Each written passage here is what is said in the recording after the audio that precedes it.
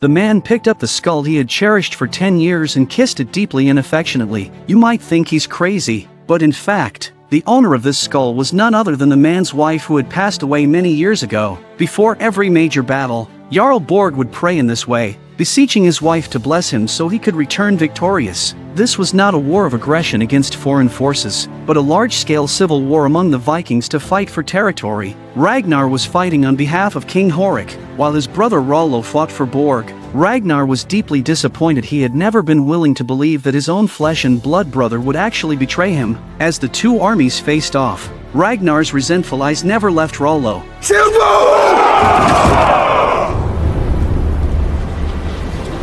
wall! Spears! Charge! With a resounding order from Ragnar, a brutal battle officially commenced. In this Viking civil war, both sides employed exactly the same tactics. When neither side feared death, the battlefield became a living hell.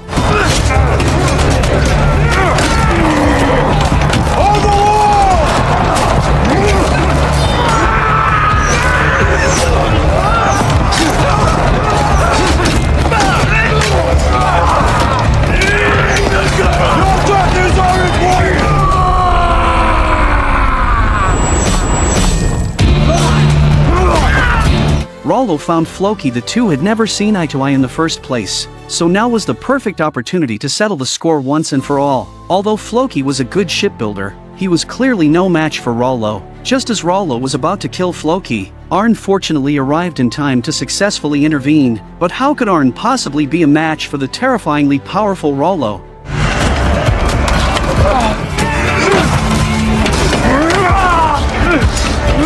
Rollo's spear pierced straight through Arni's body and hoisted him high in the air. Poor Arn died a tragic death at the hands of Rollo, the man he considered a brother. Seeing Arni's gruesome death, Ragnar was overcome with pain and grief. He fought his way out of the melee and came face to face with Rollo. Is this what you really want, brother?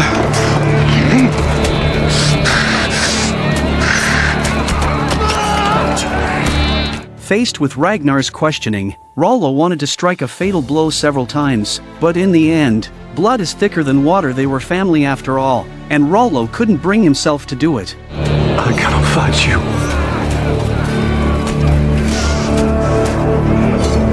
Rollo voluntarily laying down his weapon also caused this fierce battle to temporarily come to a halt. The two sides sat down to negotiate again, but King Horik and Borg still refused to give an inch. Ragnar was furious. He couldn't understand why the Vikings had to fight amongst themselves, all for this tiny bit of land. If they wanted land, there was plenty to the west. Young warriors should go out and expand their territory, not be so short-sighted as to slaughter each other over a small bit of petty gain. Why are we not looking outwards? I have already found a passage west. We have seen rich and arable land over there. And there must be more. King Horik and Borg were finally persuaded by Ragnar. The two sides decided to temporarily set aside their dispute, recuperate and build up their strength, and jointly head west together the following summer. Although the conflict between King Horik and Borg was resolved, how could Ragnar easily forgive his brother Rollo, who had betrayed him and abandoned righteousness? Before long, Ragnar returned to his own territory with the seriously injured Floki and Rollo. But after coming ashore, Ragnar discovered that the way his wife Lagertha and son Bjorn looked at him was clearly off. It turned out Bjorn had already told Lagertha about his infidelity. After returning home, Lagertha confronted Ragnar, demanding to know who Aslog was. "Our daughter is gone and you're out there fooling around with other women?" Then Lagertha unleashed a torrent of blows on her husband. Seeing that his wife had vented her emotions, Ragnar calmly said, "I never loved that woman. What do I need to do for you to not pursue this further?" Never see her again. But Ragnar did not tell his wife that Aslog was already pregnant with his child. Although Ragnar had truly made up his mind to never see Aslog again, this matter was obviously not as simple as he imagined. The next day was the day of Rollo's public trial. Bjorn asked his father how he planned to deal with his uncle Rollo. Ragnar indicated that he had no authority to judge him, only the lawgiver could decide Rollo's fate. As he spoke, Ragnar kept fiddling with a special gold coin. What's that you have? A gold coin. From England. You see? It even has King Ael's face upon it. the trial officially began. Amidst the crowd's jeers and insults, Rollo was brought before the lawgiver. The lawgiver read out Rollo's various crimes: betraying his brother, betraying his friends, betraying his clan. Each charge was enough to warrant immediate execution, but in the end, the lawgiver went against public opinion and pardoned Rollo for his crimes. He said this was the will of the gods. If they all wanted him to die, then he should die on the battlefield. Moreover, when facing his own brother, Rollo had voluntarily laid down his weapon and accepted judgment. They should spare his life for now. In the face of everyone's opposition, Ragnar still resolutely supported the lawgiver's decision, but what the people failed to notice was that the lawgiver held that special English gold coin in his hand. It seemed Ragnar couldn't bear to let his brother die after all. After being acquitted, Rollo went to the riverside to have a heart-to-heart with Ragnar, explaining the reasons for his actions. You understand that, don't you? But when I stepped out of it, there was no sunlight. No sunlight at all. Returning home, Rollo prepared to pack his bags and leave this place, because he could sense that everyone here now despised him. The former Earl's wife Siggy came to persuade Rollo not to leave after all. Rollo was now her only backer. Siggy told Rollo that the only thing he could do now was to once again prove his worth on the battlefield, not just keep choosing to run away. Rollo remained silent. He could only agree for now to stay for Siggy's sake. At this time, Ragnar was alone by the river, wanting to talk to his deceased little daughter Gyda. Dear child, Gyda, you are not gone because you are always in my heart. They say a man must love his sons more, but a man can be jealous of his sons. And his daughter can always be the light in his life. As he talked, Ragnar fell into a deep sleep. At the same time, a boat was approaching the shore. Bjorn thought it was the enemy and hurriedly woke the sleeping Ragnar. Ragnar took a close look and was completely stunned, because the person coming was none other than a slog, the woman he had a one-night stand with 6 months ago. Now a slog approached with a big pregnant belly. Knowing that the truth could no longer be concealed, Ragnar rushed home to proactively admit his mistake to Lagertha. But before Ragnar could finish speaking, a slog arrived with much fanfare, demanding that Ragnar take responsibility. Seeing a slog's big tummy, Lagertha was hit by a thunderbolt, and she coldly looked at her beloved husband and instantly felt that this man was so strange. As the Earl's wife, Lagertha kept her cool and didn't make a scene. She composed herself and introduced her family to a slog, arranging a dinner banquet to welcome her. During the meal, Lagertha learned about a slog's background. She was the daughter of a former king, and her mother was also a very famous shield maiden. A slog could be said to come from an illustrious family. In comparison, Lagertha's own background was quite humble. Both her parents were farmers. In their conversation, a slog occasionally revealed a contemptuous attitude. Surely nobody is just a farmer? Believe me, Princess, that is exactly what some people are and are happy to be. To get in good graces with Ragnar's family, a slog even took the initiative to befriend Bjorn, but Bjorn clearly disliked this newly arrived guest. Calling her a guest was a misnomer. In fact, a slog had already treated this place as her own home. Half a month passed and she showed no signs of leaving. Bjorn angrily confronted his father, asking why he still hadn't driven away this detestable woman. Ragnar said a slog was carrying his child if he did that. How would he be any different from a beast? But Ragnar didn't tell his son that deep in his heart. He actually wished to have many children and hoped his wife and son could accept a slog. However, what Ragnar didn't know was that at this time, Lagertha was already in turmoil. Her husband's infidelity had already broken her heart. Siggy asked her what she planned to do next. Lagertha said she herself didn't know right now. She just wanted to make the right choice for her son. If at this point she was still wavering, then what happened next would become the final straw that crushed Lagertha's inner defenses. A month later, the severely injured Floki had finally recovered. Ragnar held a dinner party for him. After a few rounds of drinks, Ragnar finally dared to voice his inner thoughts. Actually, during this time he had been observing his wife's mood. Although Lagertha was very unhappy about a slog's arrival, she didn't cry or scold. Ragnar assumed his wife would be submissive and go along with it. So he got greedy. He actually proposed that Lagertha and a slog live together in harmony.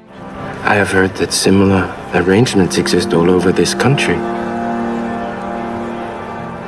What arrangements? That an earl can live with more than one woman. It works to the benefit of everyone, especially the children. Lagertha remained silent the whole time, but her eyes had long brimmed with tears. She had always thought her magnanimity could salvage her family on the verge of falling apart, but it seemed that in exchange, all she got was her husband's increasing audacity. At this moment, she finally made up her mind. Early the next morning, while her husband was out hunting, Lagertha packed her bags and prepared to leave this place. Before leaving, she asked her son Bjorn to make a choice: go with her or stay with his father. Thorstein told Bjorn to stay with his father. After all, his father was the renowned Ragnar Lothbrok. In the future, Bjorn could inherit Ragnar's glory and power. Faced with such a cruel choice, Bjorn truly did not know how to decide, but Bjorn had always idolized his father since he was young. So in the end, he still chose to stay with his father. Lagertha took one last look at her son and finally left in tears. Not long after, Ragnar returned from his hunting trip. Upon learning his wife had left, he immediately set off in hot pursuit. You're really going to abandon me? Without even saying a word? I have no choice but to leave you and divorce you. I don't want you to go. It's fate. When a person's heart has been thoroughly broken, it means that no matter what is said, it's all meaningless, even if they still deeply love each other. Just then, his son Bjorn caught up. I've changed my mind. I'm coming with you.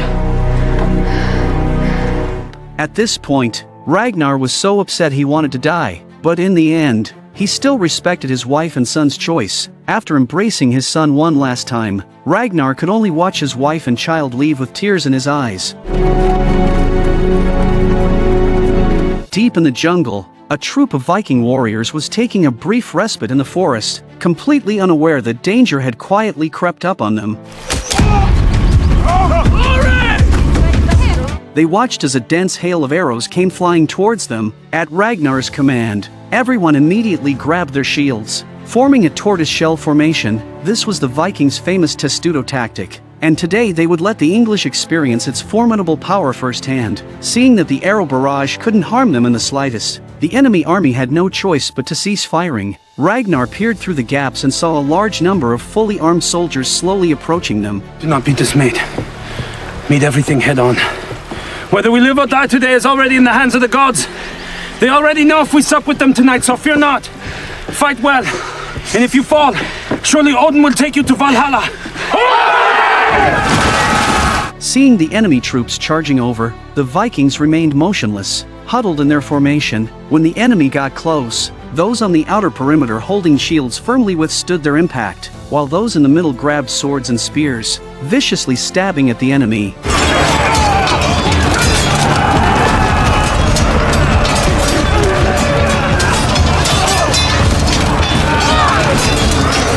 Unfortunately, there were simply too many foes. King Horik's side could not hold up much longer. Ragnar hurriedly dispatched Aethelstan and others to go provide relief, but Aethelstan also got caught in the fierce battle. Seeing this, Ragnar had no choice but to send Floki to support the king, while he himself broke out of the formation to help Aethelstan.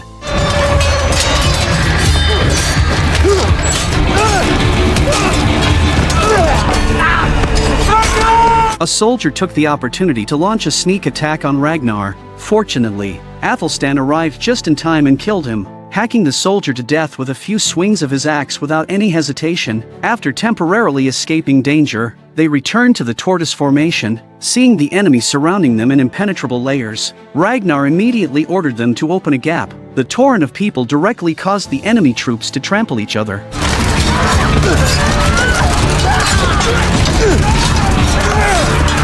The enemy had become turtles in a jar, fish on a chopping block. This battle ended with the Vikings' total victory. Everyone cheered with unbridled joy, their voices resounding through the entire forest. Ragnar handed the arm ring symbolizing a warrior to Aethelstan, representing his recognition of him. While interrogating the prisoners of war, Ragnar learned that this was not the kingdom of Northumbria. Fierce storms had blown them off course, bringing them to another of England's 7 kingdoms, Wessex. The king was the renowned Egbert. When Ragnar asked Aethelstan how famous Egbert was, this was Aethelstan's reply.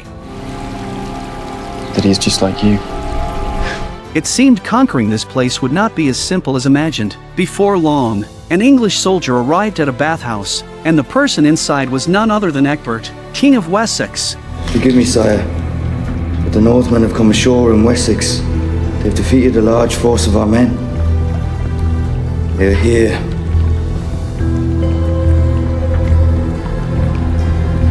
After a massive skirmish, the group didn't linger for a moment. They immediately headed to a church and began looting. This was the largest church in Wessex. When the villagers discovered invaders, they hurriedly hid inside the church and concealed all the valuables. The guards also rushed out, ready to engage in battle.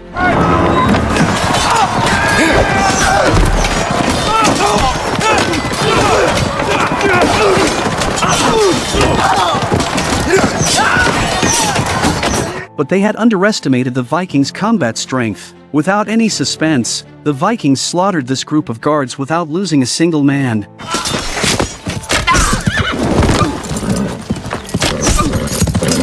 But when they reached the church, they found the hall was completely empty. Just as they were feeling dejected, Aethelstan confidently declared that the treasure was right under their feet. Everyone opened the wooden chests and indeed discovered a secret passage. Inside, they found a large quantity of gold, silver, and precious jewels. How did you know? It is a Christian habit to bury the bones of the revered dead beneath the altar. After finishing their plunder, the group found people hiding in the storeroom at the back. King Horik grabbed a priest. To demonstrate that the Vikings' gods were supreme, he ordered his men to strip the priest naked and wantonly humiliate and torture him.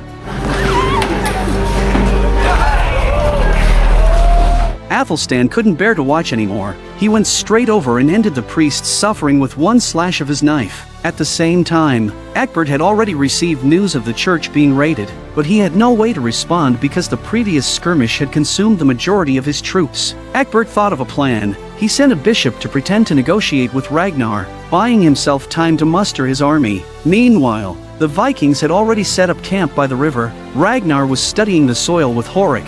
Horik looked at the soil in Ragnar's hand, puzzled. How was this any different from their own soil? Everywhere we go, there are crops. There is food growing. I am a farmer. I'm the son of a farmer, and this is what I understand. Compared to our poor countries where it is hard to farm, hard to live, here, it is easy.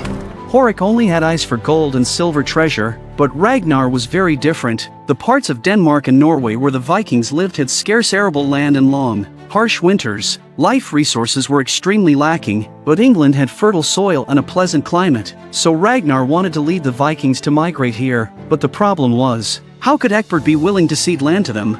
Before long, the bishop sent to negotiate, Edmund, finally arrived at Ragnar's encampment. Edmund asked Ragnar, since they had already plundered enough gold and silver, why weren't they leaving? What more did they want? Ragnar didn't waste words with him. If you want us to leave, it's simple, it depends on how much sincerity your king shows. Or we could just not leave and live here as your neighbors in harmony. As soon as Edmund heard live in harmony, he immediately wanted to go back and report to Egbert, but just as Edmund turned to leave, Horik told him to wait a moment. Then Horik stepped forward and killed the official who had come with Edmund with one chop of his axe.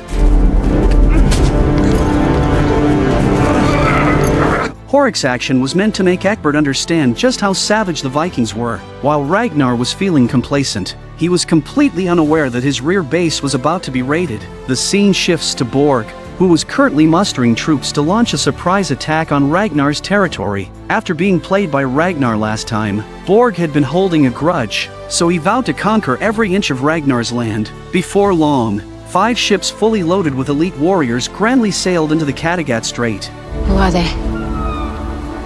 I think I can guess. Go back to the town. Find anyone who can fight. Anyone who can hold a weapon. We're under attack.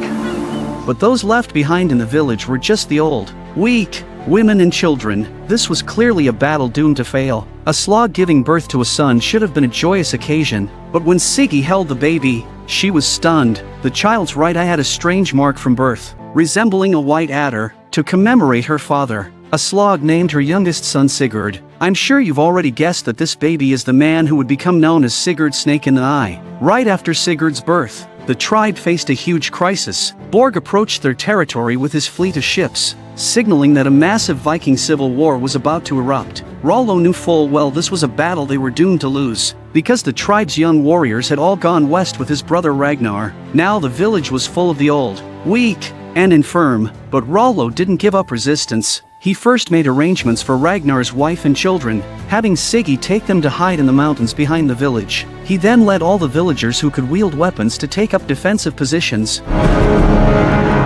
Jump ship!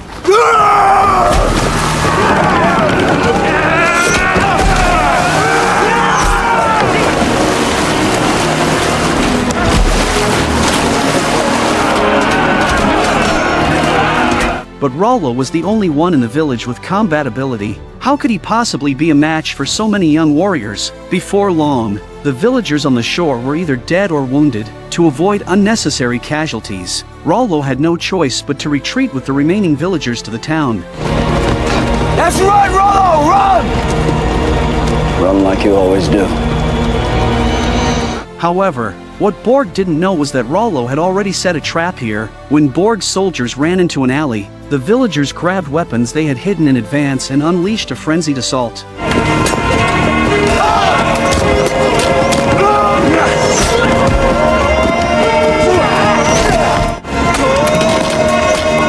Although the villagers killed quite a few Viking warriors, in the face of such fierce opponents, they were like a mantis trying to stop a chariot. Rollo was prepared to fight to the death, but an elder stopped him. Your first duty is to try and save the sons of Ragnar.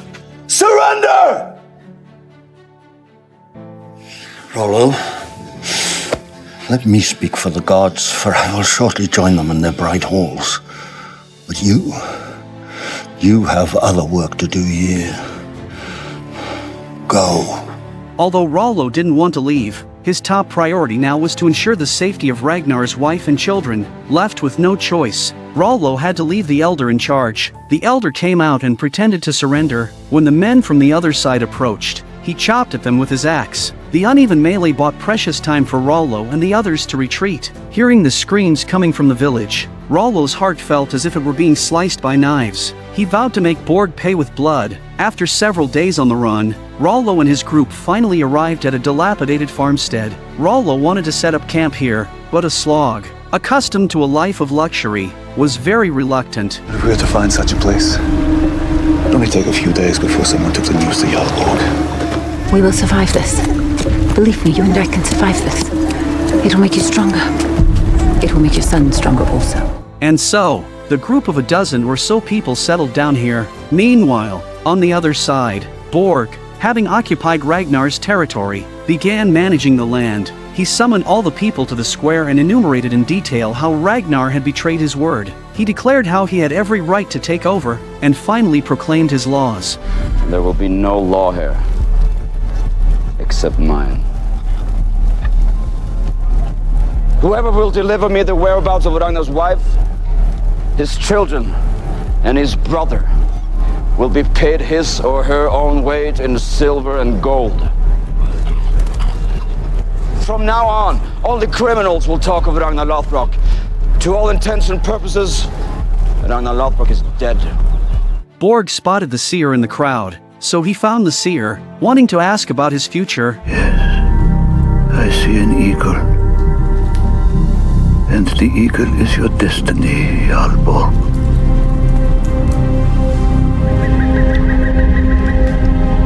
Borg thought the eagle represented a good omen, so he left happily. Little did he know, what awaited him would be the most horrific death in Viking history. I've never seen a man treat his wife so rudely. Lagertha didn't want to be intimate with him. Sigvard angrily shoved Lagertha away and even pressed her down on the bed like a beast. But what Sigvard didn't know was that before marrying him, Lagertha was the most famous shield maiden among the Vikings. Forget Ragnar. Don't! I am your husband.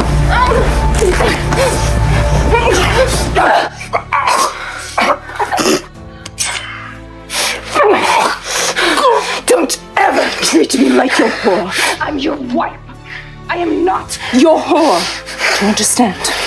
Hearing the sounds of fighting inside, Bjorn knew his mother was being abused again. He drew his dagger, ready to rush in and slaughter this beastly stepfather. Fortunately, Lagertha stopped him. She told her son that she would handle this matter and not to do anything foolish in the heat of the moment. With Lagertha's persuasion, this tragedy ultimately didn't happen, but how did Lagertha end up in this situation? What had she experienced these past 4 years? It turned out that after divorcing Ragnar, Lagertha had taken her son Bjorn to Hedeby, dozens of miles away. There, Lagertha married an earl with abusive tendencies. Earl Sigurd had a very bad temper. He would hit Lagertha after just a few drinks. After beating Lagertha, he would immediately regret it, saying it was all his fault and he couldn't control himself. Lagertha was extremely angry, but for the sake of her son, she had no choice but to swallow her anger. Bjorn was already an 18-year-old young man. Knowing his mother was being beaten by Sigurd, he was very upset. He declared that if this happened again, he would personally kill Sigurd. At times like this, he would think of his biological father, Ragnar. At this time, Ragnar was busy raiding England across the strait. He was preparing to negotiate with Egbert about ceding territory. Just then, a ship that had lost contact earlier arrived. The people on board brought news that Borg had captured Ragnar's territory. Upon hearing this, Ragnar immediately lost it. Land and treasure weren't important, his wife and children were the most important, so he packed his bags overnight, ready to return the next morning. But Horik was unwilling to leave. He still wanted to get some benefits from Egbert. Since Horik didn't understand English, he wanted Aethelstan to stay. After consulting Aethelstan, Ragnar set off the next morning to return and find his wife and children and reclaim his territory. But unexpectedly, they encountered another storm on the way back. By the time they reached Floki's house, 2 of Ragnar's 4 ships were left. Ragnar learned from Floki's girlfriend Helga that his wife and children were hiding on a small farm. Ragnar couldn't even rest and went straight there. After the family was reunited, Ragnar took his 2 sons by the hand and came to Aslog's side. When he held his infant son, he discovered his right eye was a snake eye. Aslog said it was some kind of curse, but Ragnar didn't think so. He felt it was a gift, not a curse. The gods had left a mark on him, indicating he would accomplish great things in the future. At night, while Ragnar was being intimate with Aslog, Rollo interrupted them. The brothers went to the door to discuss retaking the territory, since they had lost the fighting strength of 2 more ships in the storm. Their small group obviously couldn't contend with Borg. Their only hope was to wait for King Horik to return from England and join forces with him. Maybe then they would stand a chance. But what he didn't know was that news of Ragnar's departure quickly reached Egbert's ears. What was there to negotiate? The enemy had directly lost half their forces, and his army had finished gathering. The scales of victory had tipped completely to one side. So while Aethelstan and the others were out hunting, Egbert's troops launched a sneak attack on Horik's forces.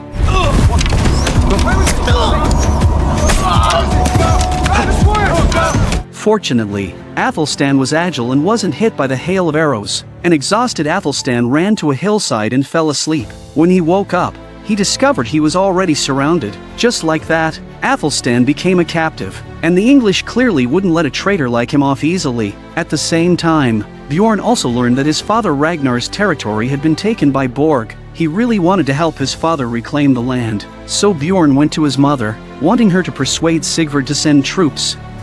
We can't. But it's not Sigvard's quarrel. Why should he fight to restore Ragnar's lands? You could ask him.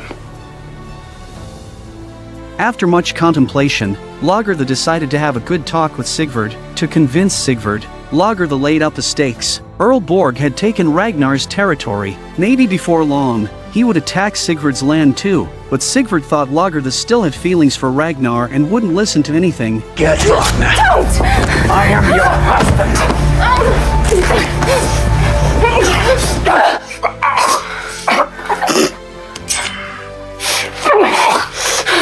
Don't ever treat me like your whore. I'm your wife. I am not your whore. Do you understand? For the sake of their marriage, Lagertha didn't use deadly force against him. When she opened the door, she saw her son Bjorn standing there with a dagger in hand. His intention was clear. Lagertha told her son not to be impulsive. She would handle her own affairs. Then she closed the door and walked to Sigurd's side again. That night, Lagertha finally dealt with Sigurd. The next day, Floki saw a large group of people arrive in the square. He hurried to inform Ragnar. Floki thought it must be Earl Borg's men. Ragnar stood in the distance watching. When he saw the person he had been thinking of day and night slowly walking towards him, the corners of Ragnar's mouth curled into a smile. He came to the middle of the road and finally waited for the person most familiar to him. It has been a long time. Hello, Ragnar. I heard of your troubles. I brought these warriors to help you. And you are? I'm your son. Ragnar had imagined thousands of scenarios of meeting his son, but he never thought it would ultimately be in such a destitute manner. After a 4-year separation, Ragnar finally saw his long-missed ex-wife Lagertha again, because Ragnar cheated on her during their marriage. Lagertha left him, but unexpectedly, in his most difficult moment. Only this foolish woman was willing to risk life and limb to come support him. I heard of your troubles. I brought these warriors to help you. Lagertha met one by one with her former friends. Even after 4 years, everyone here still adored her. When they saw that Bjorn had already grown into a young man, everyone was genuinely happy for him. After a simple greeting, they discussed how to reclaim their lost home. Although Lagertha had brought troops and their combined forces had the advantage, Borg was guarding inside the city. If they fought head-on, they still weren't completely confident they could break through. Now their only option was to find a way to lure Borg out of the city. Fighting outside the city would greatly increase their chances of winning. Rollo suggested they could send someone to burn the grain they used to get through winter. Then Borg would surely leave camp. Everyone thought this plan was feasible. They all volunteered to carry out this mission, but Ragnar decided he and Bjorn would go with 2 men. He wanted to see if his son had grown into a true Viking warrior. At nightfall, the 4 quietly infiltrated the enemy camp. Grain stores have always been heavily guarded. The 2 warriors deliberately exposed themselves to draw the enemy's attention, while Ragnar and his son took the opportunity to sneak into the granary. Unfortunately, the 2 warriors were still discovered by the enemy while retreating. During the fight, one was bitten to death by a vicious dog. The other man managed to kill the enemy, but his thigh was sliced open with a deep gash. While the fighting was raging on that side, Ragnar and his son successfully set fire to the granary and safely withdrew with the wounded warrior whose leg had been hacked. The next day, upon learning the winter food supply had been destroyed, Borg was so angry he was speechless. He knew this must be Ragnar's doing, so Borg took his entire army and followed the blood trail to find Ragnar. Before long, they found a warrior blocking the middle of the road. Borg went forward and saw the warrior was already dead. This was none other than the warrior who had died from blood loss after being seriously injured. At this point, Borg hadn't yet reacted, but the next second, Ragnar appeared with his main force right in front. Fleeing in the face of battle was not the Viking way. The 2 sides clashed as soon as they met.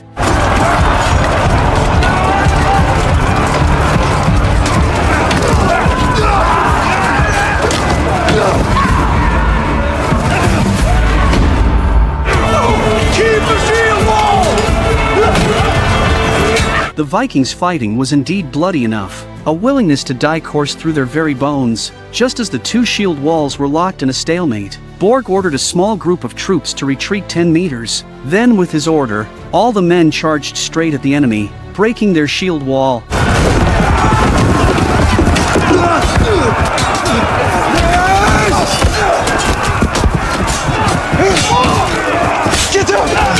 With the formation scattered, both sides fell into single combat, but Ragnar's side had the advantage in numbers. Moreover, they were determined not to rest until they reclaimed their home. Before long, Borg's side gradually fell into a disadvantageous position. Seeing the enemy fighting with increasing valor, Borg knew the situation was lost and hurriedly fled. But at this point, Ragnar was already in a killing frenzy. He only had eyes for Borg and even ignored the soldiers beside him.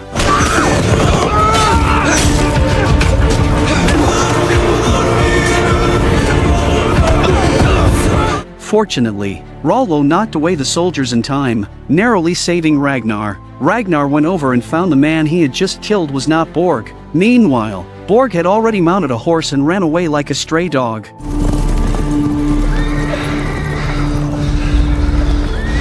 Forward. After the victory, Ragnar returned to his territory. The people poured out of the city to welcome him along the road. It was clear Lagertha's prestige was still very high. Even after 4 years away, her popularity still far surpassed Aslog's. Just as everyone was caught up in celebration, Ragnar couldn't be happy, because he knew Lagertha would leave soon. He found the seer to ask if there was any way to make Lagertha stay.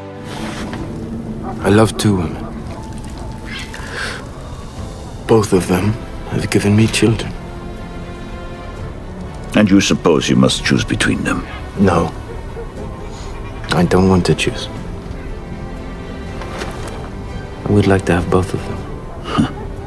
I see. The seer tells him that you can't have it both ways, and that you should have thought of that the moment you cheated on her. A depressed Ragnar returned home. Sure enough, a slog immediately confronted him. She said she was pregnant with his son again and he had to choose between her and Lagertha. He could only pick one of them. Ragnar was at a loss for words. Fortunately, Bjorn happily came to their side with his two brothers, defusing the awkwardness. Before long, Ragnar found Lagertha again. In fact, Lagertha knew the purpose of Ragnar's visit. She wanted to test if Ragnar would have a change of heart, if he still loved only her as she did him, so she deliberately said she didn't know what to do next. Ragnar's answer has already let Lagertha know the answer. Bjorn is very happy here. Then he should stay. You both should stay. Your wife would not be happy. I imagine not. The next day at the council meeting, a subordinate brought back news from England. Ever since Ragnar left, King Horik had been ambushed. Many warriors had sacrificed their lives. They heard King Horik and his son had escaped, but Aethelstan was missing. Just as Ragnar was grieving for Aethelstan, Lagertha came to the council hall with her son Bjorn. In front of everyone, Lagertha delivered an important speech. She said these past days, she found her son was happy here, so she decided to leave Bjorn here to live with his father Ragnar. But she was now Sigurd's wife. She had the responsibility and obligation to return to Sigurd's side until he died of old age. Look after him, Ragnar. He's all I have left. After saying this, Lagertha prepared to leave. A slog chased after her to express her gratitude. Thank you. I will always be in your debt. The debt is already paid. The future is open. Trust in the gods. Live for each moment. Lagertha embraced the woman who had broken up her family. Lagertha was that kind of foolish woman. Lagertha was such a foolish woman, who made a slog, her son and Ragnar whole, but left the pain and suffering to herself.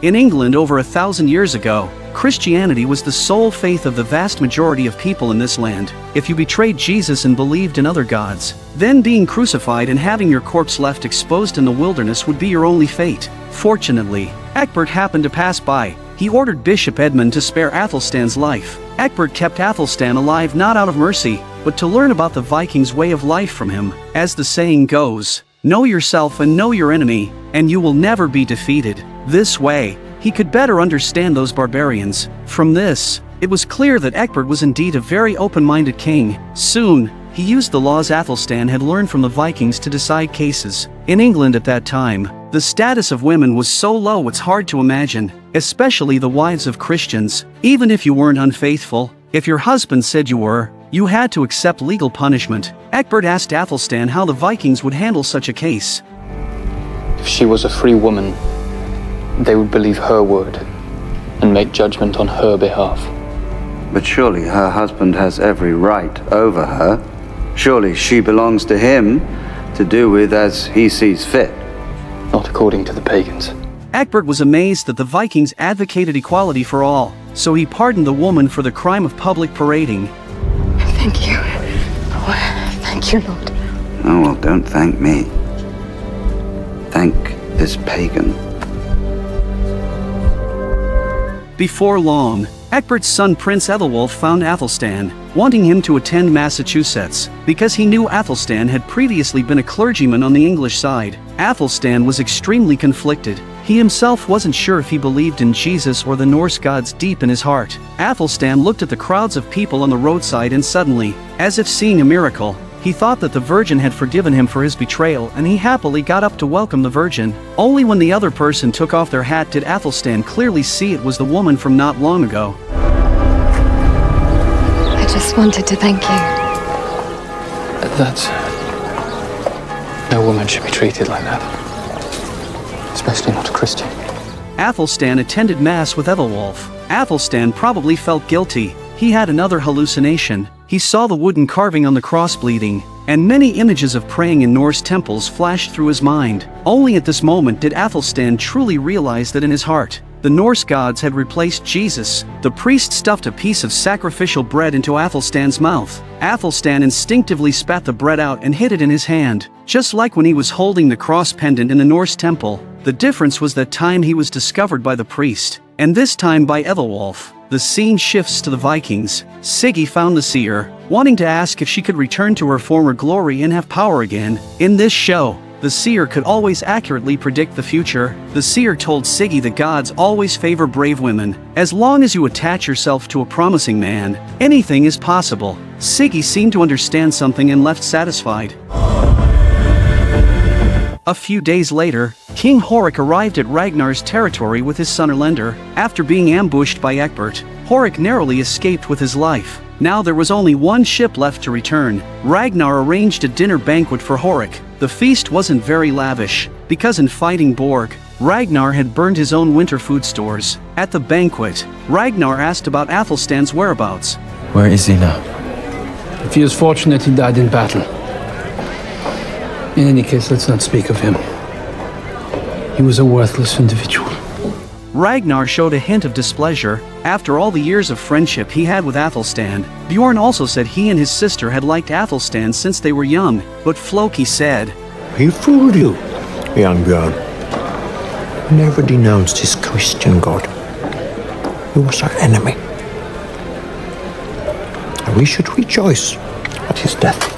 Ragnar asked Horik what he planned to do next. Horik said he wanted to get revenge on Egbert. After destroying him, they would continue raiding westward and establish colonies. Ragnar agreed with Horik's idea, but unfortunately, even combining their forces and ships now, it still wasn't enough for them to head west again, and they still had to guard against Borg's sneak attacks. Horik proposed a solution. Why not ally with Borg again? Then all their problems would be easily solved. Don't listen to him. Who should go to Jarl Borg?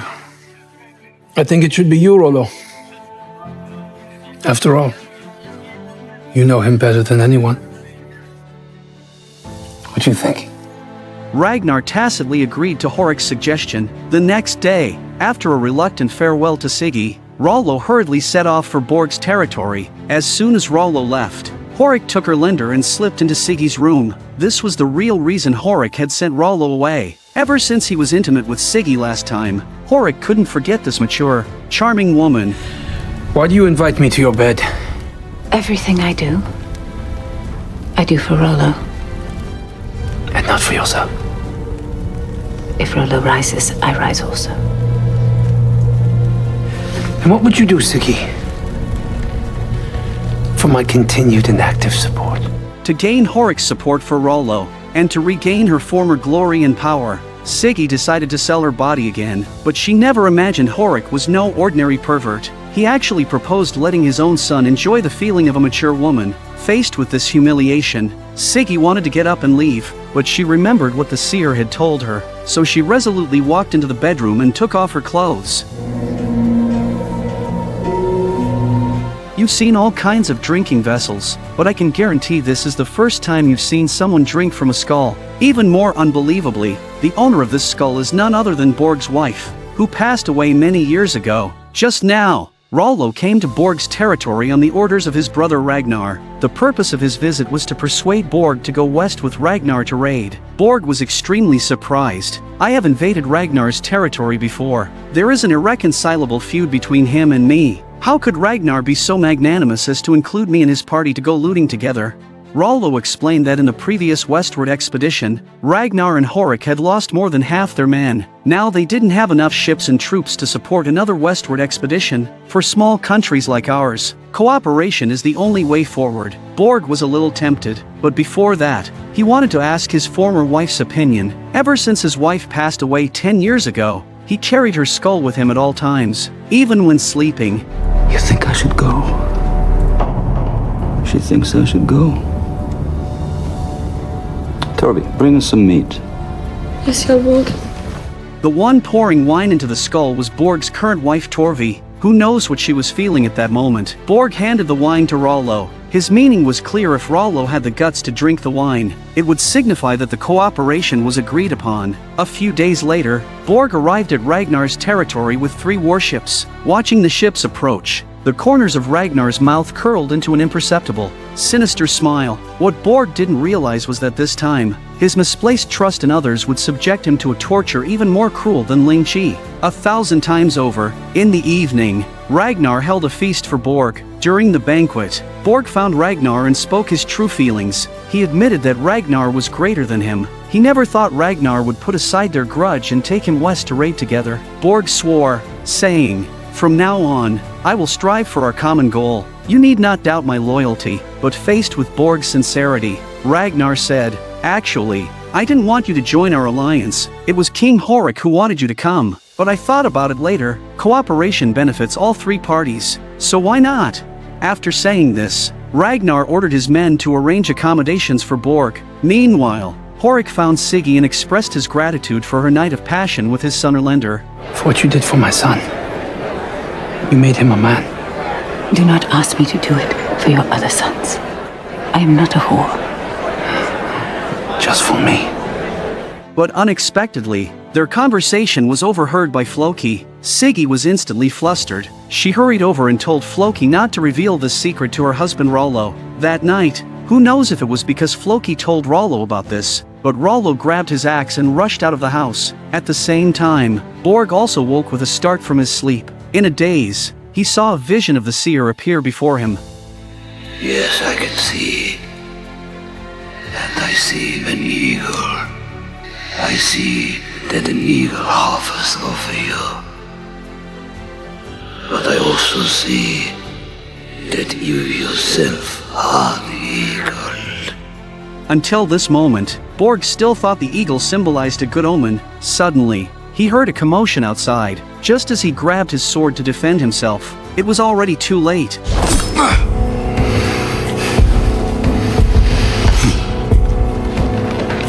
I told you. I always look for revenge. At the same time, while Borg's soldiers were all asleep, Ragnar's men locked the door and set fire to it, burning all the soldiers inside to death.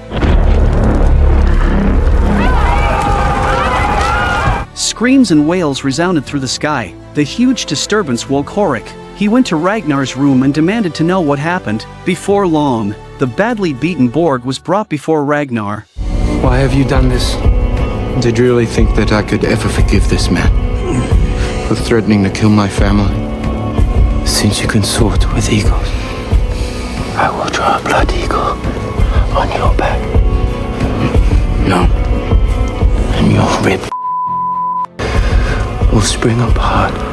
Hearing about the Blood Eagle ceremony, Borg was completely terrified. As a Viking, he knew this was a punishment thousands of times more cruel than Ling Chi. Borg's face was filled with fear. He kept begging Ragnar to spare him. Yes.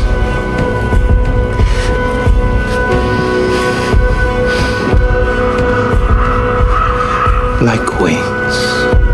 She was the woman who would later strike fear into the hearts of all of Europe. But now, it was the most humiliating moment of her life. She has the most beautiful breasts in the world. They're like Freya's breasts. The breasts of a goddess. Let me show you. Her husband, in order to shame her, actually intended to strip off her clothes in front of everyone. Lagertha, unable to endure it any longer, picked up the dagger on the table and stabbed it into Sigvard's eye. After calming down, Lagertha finally realized she was in grave danger, because all those sitting in the hall were her husband's men. But unexpectedly, his nephew Einar directly beheaded Sigvard with a swift stroke of his blade. It seemed Sigvard's usual conduct had already incited public outrage. After killing Sigvard, Lagertha took his place and became the new Earl of this land. Not long ago, Lagertha had helped her ex-husband Ragnar reclaim his home. Then she left her son Bjorn with Ragnar, but when Lagertha returned to her current husband's side, she was subjected to Sigvard's wanton insults. Sigvard first criticized Lagertha for not bringing back his stepson, which made him lose a lot of face. Then he suspected Lagertha still had feelings for her ex-husband, saying the reason she went to help Ragnar was because Lagertha still deeply loved him. Although Lagertha was very angry, she still held back her tears and didn't lash out. After some mockery, Sigvard says that he won't go back to bed at night, but in fact he wants to teach Lagertha the lesson. At night, the sound of footsteps outside caught Lagertha's attention. She immediately got up. blew out the candle, and prepared to fight.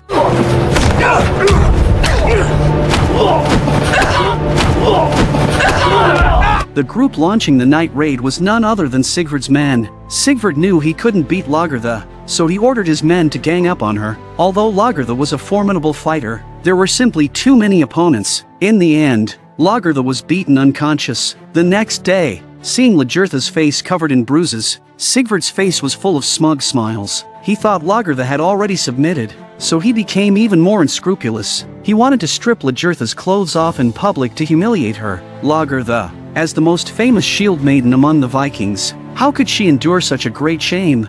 And so, the opening scene happened. After replacing Sigvard and becoming the new Earl, Lagertha officially began her legendary life. On the other side, after reclaiming his territory, Ragnar wanted to execute Earl Borg, but was stopped by King Horik, because right now, they were short on men and ships. If they killed Borg, who else could join forces with them to raid England?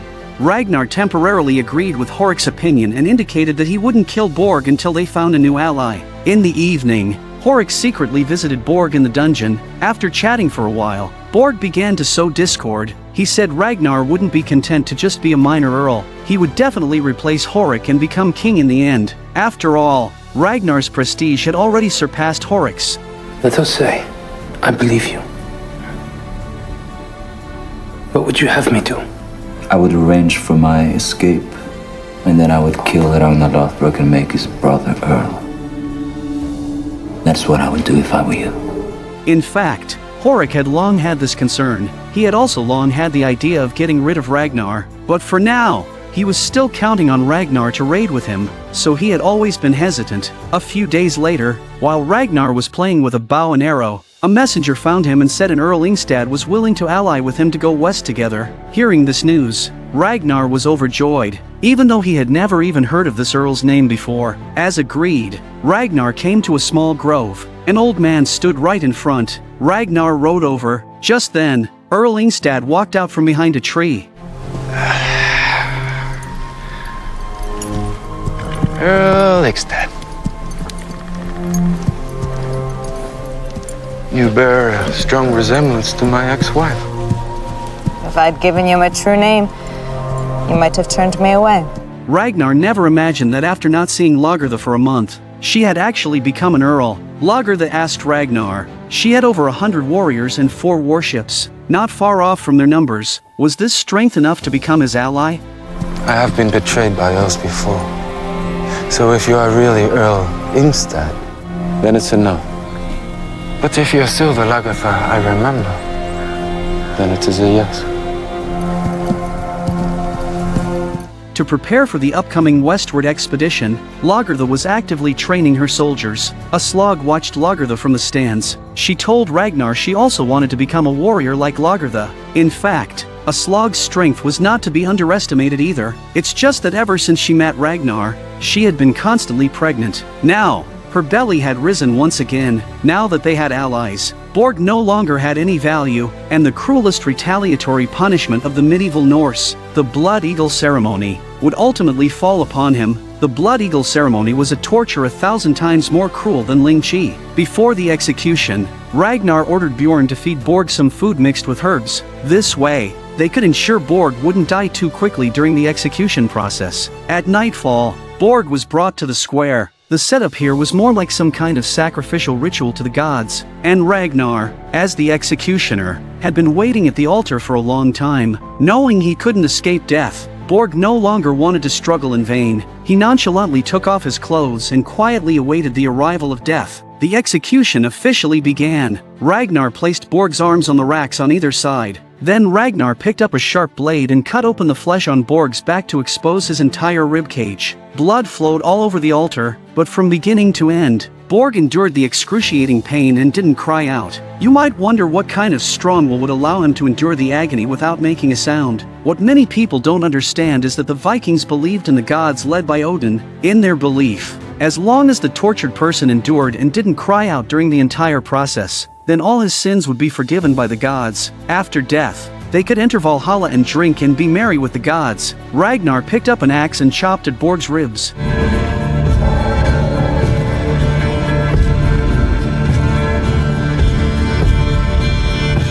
Then Ragnar used brute force to pry Borg's ribs outward, the blood-red ribs, along with the outline of an eagle drawn on Borg's back in advance, formed a blood eagle in the Viking's eyes. In this oppressive atmosphere, Borg's wife Torvi was so frightened she fainted. The others didn't dare to directly look at such a terrifying, bloody scene. You thought the punishment would end here? Of course not. A static blood eagle simply couldn't satisfy the Vikings' perverted taste. After completing the static blood eagle, Ragnar dug out Borg's lungs and draped them over his shoulders. The lungs, still weakly breathing, made the ribs tremble up and down. The blood eagle, constantly spreading its wings, was complete. The Vikings' dedication to their beliefs is admirable. Even under such hellish torture, Borg never cried out until his death. Just then, a raven flew in front of Borg. Staring at him, Borg finally showed a look of relief. In his view, the raven must be Odin's messenger, and so, Earl Borg became that blood eagle, his soul entering Valhalla. Perhaps it was the gods punishing Ragnar.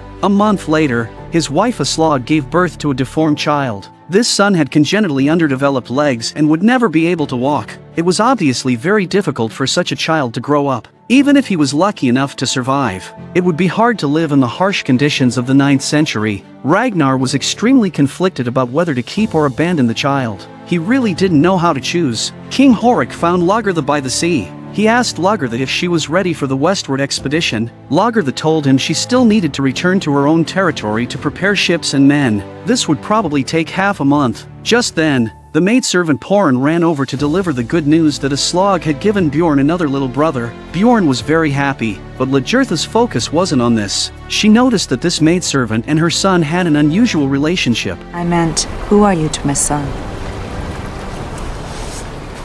She is a servant. And I'm in love with her. Lagertha couldn't suppress her inner joy, thinking this kid had finally grown up. At this time, Ragnar was still worried about his 5th son. If it was natural selection, then letting this poor child leave this cruel world early was obviously the best. But the child was, after all, a piece of flesh fallen from Aslog's body. She insisted on raising him no matter what. At night, while Aslog was sleeping, Ragnar quietly took his youngest son to the riverside. He picked up the axe several times, wanting to end the child's suffering, but ultimately couldn't do it. In the end, Ragnar put the child by the river and left alone. Before long, Aslog discovered the child was missing and immediately went to find him. Bringing the child back, Ragnar finally agreed with Aslog's idea. Since this was the will of the gods, let's give him a name. His name is Ivar. Ivar means boneless. That's right. This infant was none other than the later renowned Ivar the Boneless. Lagertha, while bathing, didn't notice the pair of leering eyes secretly watching her through the crack in the door, but as a female warrior who had long been on the battlefield, Lagertha quickly sensed something was amiss. She just smiled slightly and graciously let the man enter the room. What'd you want to say?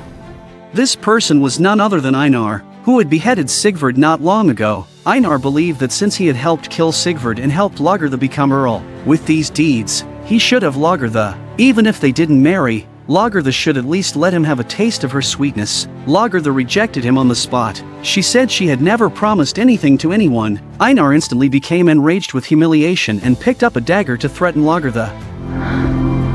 And then, what would your family do?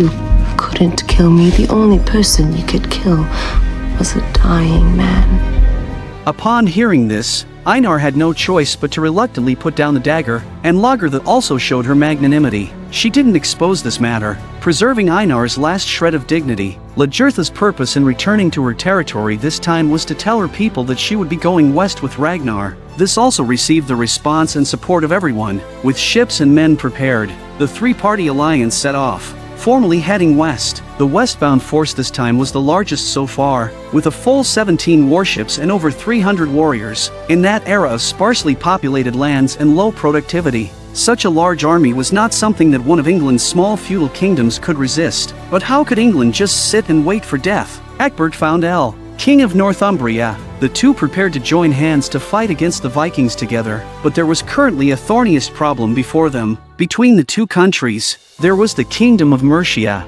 Obviously, the forces of their two countries couldn't cross other countries to unite. Moreover, the Kingdom of Mercia was currently in turmoil. Several factions were vying for power. With no absolute leader, Egbert suggested, Why not have our two families join forces to divide up the kingdom of Mercia? This way, all problems would be easily solved. But El was a bit unwilling. With Ecbert's strong army, what if he swallowed up the kingdom of Mercia and then swallowed him? Egbert was also very frank. He understood El's concerns in this regard, but if their two families became one, then El wouldn't need to be afraid, right? I am proposing the formal marriage of my oldest son and heir, Aethelwulf, to your beautiful daughter, Judith. Now then, what do you say? Now I say, let us drink to our alliance. One couldn't help but admire the speed of action on both sides. The next day, Princess Judith and Prince Aethelwulf held their wedding in the church. Next, Egbert began to implement his annexation plan. He summoned Princess Quenthrith of the Kingdom of Mercia. The reason the Kingdom of Mercia was in turmoil was because this Princess Quenthrith had killed her brother who should have inherited the throne. Without a legitimate heir, several factions began to covet the throne. Quenthrith was also one of these factions, and the reason she accepted the invitation to come was naturally in hopes that Egbert could help her ascend to the throne. In the evening, Egbert held a banquet for Quenthrith. Quenthrith got straight to the point. She said the reason she killed her brother was because he had raped her when she was 12 years old. She also knew Egbert's purpose in inviting her. You want to influence the destiny of Mercia.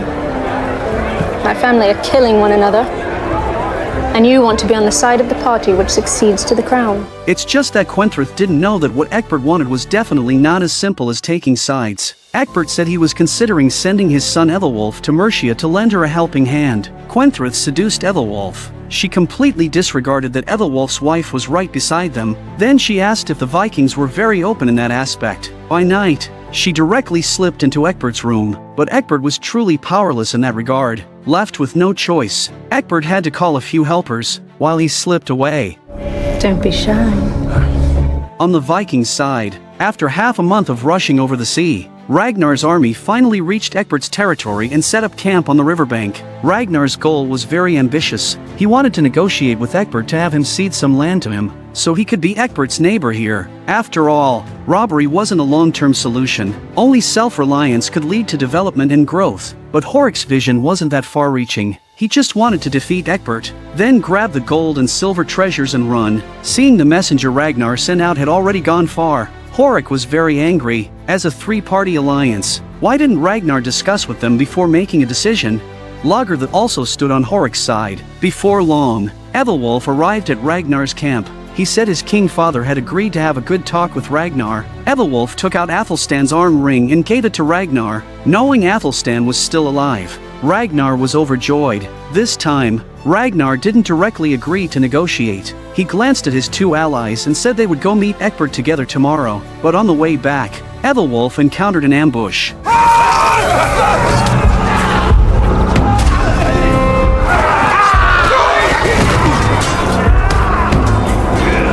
Sneak attacks weren't Ragnar's style, so who were these people? That's right, these people were meticulously arranged by Horik behind Ragnar's back. They annihilated all the people Aethelwulf brought, leaving only Aethelwulf to stagger away, and Horik's purpose in doing this was to enrage Egbert. Horik knew Ragnar didn't want a direct confrontation. Now that they had killed the people Egbert sent to negotiate, the two sides would inevitably fight, and so, the largest war to date officially erupted. This was the largest scale war to date. Over 300 Vikings arrived at the designated hilltop. Across from them were 200 English armored warriors, with a numerical advantage. King Horik immediately ordered a charge down the hill to directly engage the enemy. Ragnar felt the other side must have a trap and suggested waiting a bit longer to observe the enemy situation, but this was met with Horik's opposition. The enemy is there. We have the advantage of the hill. Forward! After all, Horik was the king. Ragnar had no choice but to obey orders. However, just as they were fiercely marching down the hill, another squad of soldiers that had long been lying in ambush also rushed out from another direction. Hey, the gods are with us! Forward! Move! Why are you stopping? Realizing they had encountered an ambush, Ragnar immediately ordered them to form ranks to meet the attack. Even in the face of a pincer attack, the Vikings remained fearless. After all, being valiant in battle and having a murderous nature was the true hallmark of the Vikings. They formed a shield wall to fend off the enemy's impact.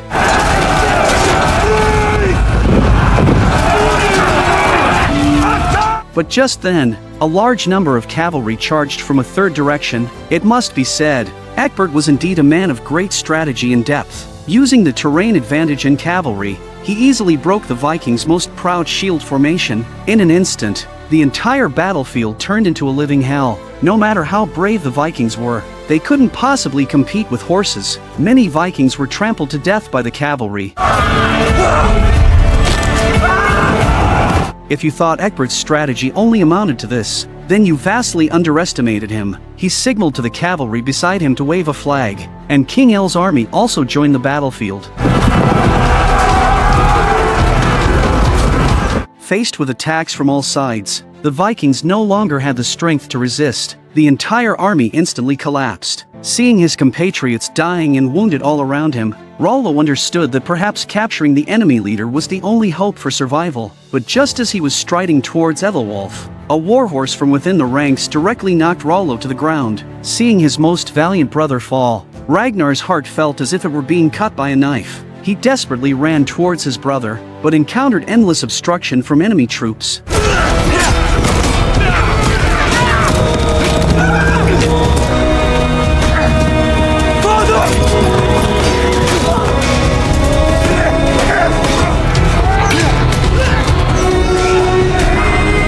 Fortunately, Bjorn manages to rescue Ragnar and save him from disaster. Ragnar grabbed a horse. He looked around and realized that his troops were already in a state of collapse. So Ragnar had no choice but to order a retreat. Even though he was unwilling in his heart, he could only leave his brother behind and depart with the surviving soldiers. This was the largest scale war since the Vikings started heading west. It was also the first time Ragnar tasted the bitterness of defeat. After returning to camp, Ragnar questioned Horik. Was this the result he wanted? You always think you can second-guess the gods, Ragnar.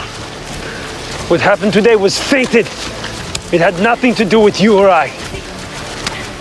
Bjorn was extremely distressed. This was his first time participating in a large-scale battle. He never thought they would lose half their men and horses and ultimately gain nothing. This was clearly not the ending he wanted. Lagertha suggested they set off to leave the next day, returning east to regroup, recuperate, and recover, but Bjorn was completely unwilling. He had to rescue his uncle Rollo. Even if Rollo had fallen in battle, he wanted to see his corpse. After the great battle, the English troops began to clean up the battlefield. They checked the enemy corpses one by one to confirm if they were truly dead. Aethelstan also came to the battlefield. Looking at the ground full of corpses, he hoped none of them were people he knew, especially Ragnar. Just as a soldier raised a spear to stab Rollo, Aethelstan stopped him in time. He discovered Rollo still had the faintest breath. The most gleeful about this great victory was none other than King El. Although he wasn't the one commanding, it did give him an outlet for his resentment. While soaking, King El suggests that they should take this opportunity to kill all of these Vikings. But Egbert didn't think so. He felt that even if they annihilated them all now, their descendants would still bring a desire for revenge and kill their way back. This way, England would never have peace. So to thoroughly stop their invasions, the only way was to negotiate and reach an agreement beneficial to both sides. Thus, Egbert proposed a solution that would kill two birds with one stone. In the meantime, King Aela, buying the services of these Northmen as mercenaries will certainly help us to overcome Mercia. El also thought Egbert made a lot of sense, but who should be sent as a messenger? After all, the Vikings were in a rage right now. If the messenger went, it was very likely his head would be chopped off by the other side. Aethelwulf said they could have Aethelstan be the messenger. Even if he was killed, it wouldn't matter, and so, Aethelstan came to Ragnar's camp as a messenger. Seeing Aethelstan again, Ragnar was very happy. Hearing the news Aethelstan brought that Rollo wasn't dead, Ragnar was even happier. Aethelstan explained his purpose. Egbert wanted to negotiate with Ragnar. Now that Rollo was in the other side's hands, Ragnar had no room to maneuver. Although Horik was unwilling, both Lagertha and Ragnar agreed, so Horik had no choice. After delivering the message, Aethelstan prepared to leave. Ragnar went to accompany him for a stretch of the way. He knew Horik would use the same trick and kill Aethelstan, so Ragnar used his body to shield Aethelstan, preventing the hidden archers from shooting him. Ragnar put the arm ring back on Aethelstan. They bade a reluctant farewell. The next day, Ragnar and his group arrived at the negotiating table. Since Egbert didn't understand the Vikings' language very well, he had Aethelstan act as a translator to state the offered terms. The king will agree to pay you monies and/or treasures to prevent any further depredations, of his territories. More importantly, he is prepared to offer 5,000 acres of good land for farming in peace. Finally, may I present to you Princess Quenthrith from the Kingdom of Mercia. King Ecbert and the princess are willing to pay any of your warriors a fat fee for fighting for her. What about my brother?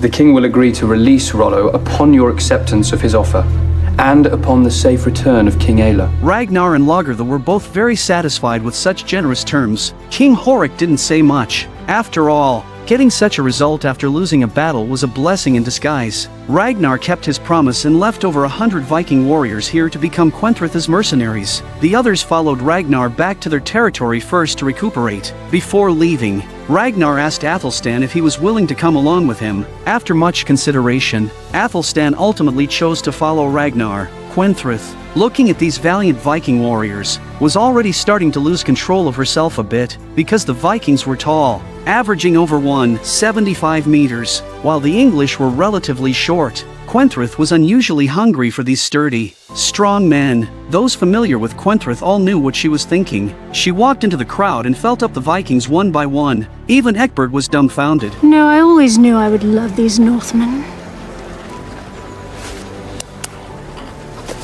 I should like to breed with them. I think we would produce giants. Not long ago, Ragnar returned to his territory from England. Although they had lost the battle, they had gained a substantial amount of gold, silver, and land as compensation. Countless bloody battles fought for the welfare of the people earned Ragnar the deep adoration of the tribespeople. This also made his position among the Vikings irreplaceable, even surpassing that of the Viking king Horik. Of course, all of this was seen by Horik, and one can only wonder what he was plotting. A few days later, Horik brought his wife and children to Ragnar's domain, and Ragnar, as a hospitable host, held a feast for Horik's family. Little did Ragnar expect that during the feast, Horik would announce before everyone that he was equal to Ragnar, which left Ragnar in an awkward position. What Ragnar did not know was that Horik's act was merely a test to gauge his reaction. Seeing Ragnar's silence, Horik continued, saying that while he had many daughters, Ragnar had only sons, and their alliance could be further strengthened through family ties. The party seemed to be a lively affair, but it was full of intrigue and intrigue. Horik's wife Gunhild encountered Lagertha, and the two engaged in a round of mutual flattery. From their conversation, one could discern that Gunhild was also a renowned female warrior. Meanwhile, Horik realized from Ragnar's earlier reaction that if he did not eliminate Ragnar, his own position as king would be precarious. Horik secretly told Siggy to wait for him at the marketplace the next day, as he had something crucial to give her. After Siggy's attentive care, Rollo's health had finally improved. Although he can get up, he still can't walk, which makes Rollo feel more and more like an invalid. Siggy continuously encouraged him not to give up on himself, but in return, she received only Rollo's cold insults. Siggy is completely disillusioned with Rollo, so she throws him an axe and heads off to the fair alone. Horik had been waiting at the marketplace for a long time. He gave Siggy a dagger and instructed her to kill Ragnar's children before sunset. What do I get in return? I will marry you. Gunhild is my only wife at the moment. I will take a second. I will make you a queen. You will rule again, as you once did.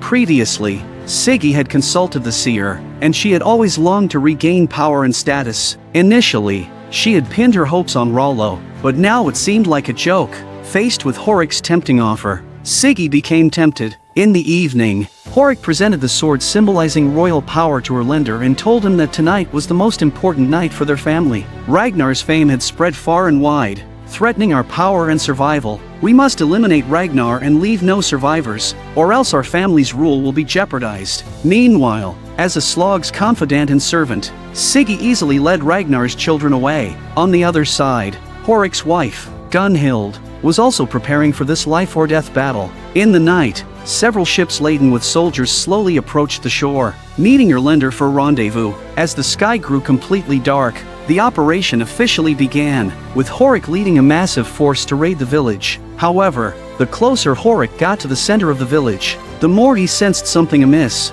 for the defenses seemed far too simple.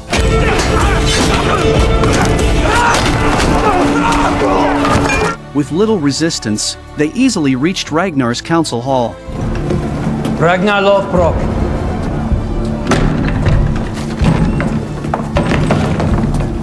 The man turned around and removed his hood, and Horik then realized that this person was not Ragnar. It had all been a ploy by Ragnar.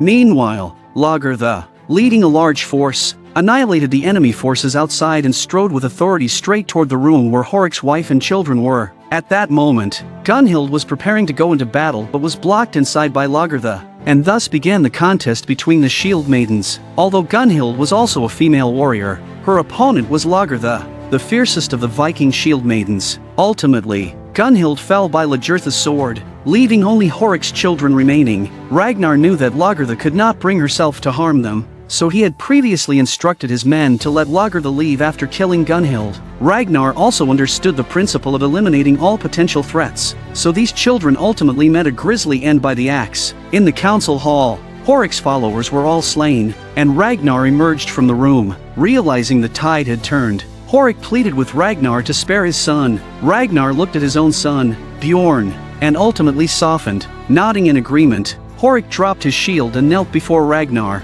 awaiting judgment. At that moment, Siggy appeared from behind and handed the dagger to Ragnar. Siggy desired power and status, but not through betraying her own people. The dagger was intended to kill Ragnar's underage children but instead found its way into Horik's body. From the beginning, Ragnar had never intended to betray anyone, nor had he aspired to become a king. He had always abhorred the killing of kinsmen. Ragnar's sole desire was to lead the Vikings to wealth and prosperity, but instead, he encountered the betrayals of Earl Haraldsson, Jarl Borg, and King Horik. Ragnar took all his anger out on Horik, ending his despicable life. On the cliff's edge, Ragnar held the king's sword in his embrace, gazing down upon the vast lands. From that moment on, he was King Ragnar, and the new king's coronation officially marked the start of a new chapter in the Vikings' conquest of Europe.